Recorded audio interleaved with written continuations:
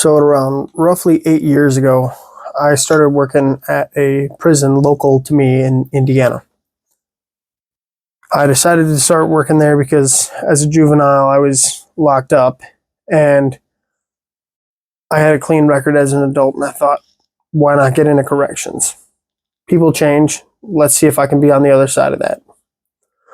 Well, after I went through training, I went through an on-the-job training where they would put me with a superior officer, and we would go work in an area that officer had normally worked. OJT, on the job trainee. Well, one of those was in RHU. It's called the Restrictive Housing Unit. Well, my on the job training officer take me around, introduce me to a couple of the inmates, let us know. One guy went up to him, he said his government name, and that guy said, "You can call me Two-Face."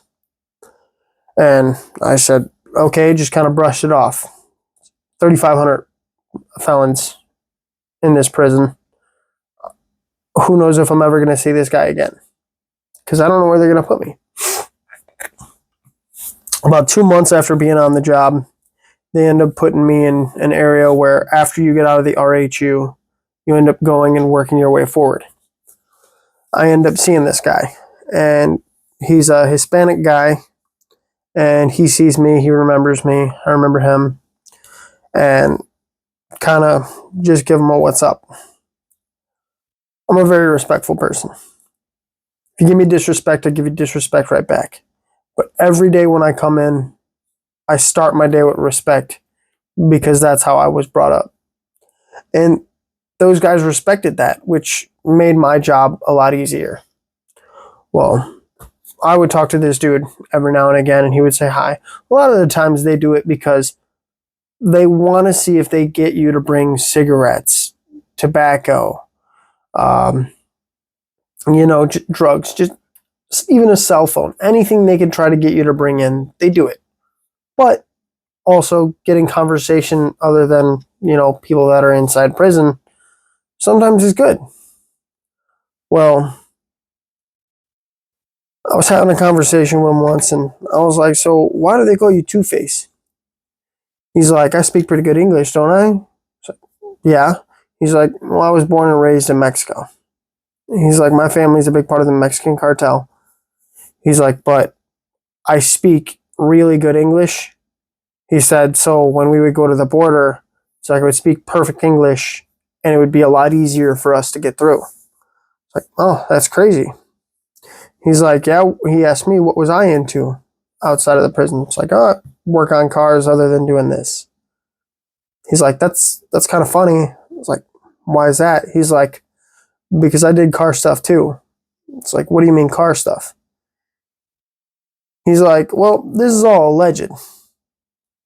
He's like, but the way a lot of my family used to make money, he's like, is what we would do is we would come from Mexico and we'd go to Texas or Arizona or California, and we'd go to one of the big airports or the bus depots, and we would go and we would look for people that would park either a nice SUV, a nice sports car, or a standard sedan like a Honda Civic. I was like, why those three? He's like, because then what we would do is we would take that vehicle, we would steal it, we would take it back down to Mexico, we would bring it to our specific shop, and then we would VIN swap it, and then make it a legal vehicle that we could then bring into the United States. And if they would try to run anything on there, it would come back as a clean, perfectly fine vehicle from Mexico. I was like, that's crazy. He's like, yeah. He's like, but that's not the only thing. It's like, what else? He's like, well, I never did this, but there were other people that did. He's like, what we would do is we would give these vehicles to a certain part of the cartel, and then they would load up the Honda Civic with drugs or the big SUV with drugs. And then they would take sports cars or cars that look like they're riced out, or they would take a big jacked up truck, just something that draws the eye. And they would make these two vehicles run in tandem. And then the second they seen a cop, they'd make the sports car or the big truck or something like that start driving like crazy all over the road, blow by the standard sedan or the SUV. And then when they would blow by them, it would cause your standard state trooper in the US to try to, they would leave the regular sedan or SUV alone, and then they would go after that other car. Well, then they pull them over, give them a ticket, hit them with reckless driving, something like that. And they would do this from there all the way to Chicago, from Texas or Mexico all the way to Chicago.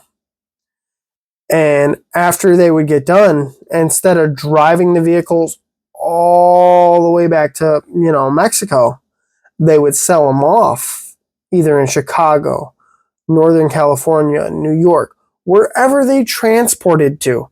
After they did, they would sell the vehicles off to people in the public with clean Mexico titles, or titles that they did and then switched over to US titles, and then just clean titles. And then they would resell them. I thought it was crazy.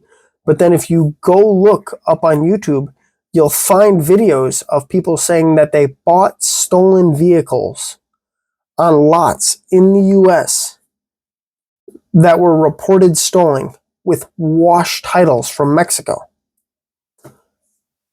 That is one of the craziest things I ever found out while working in a prison.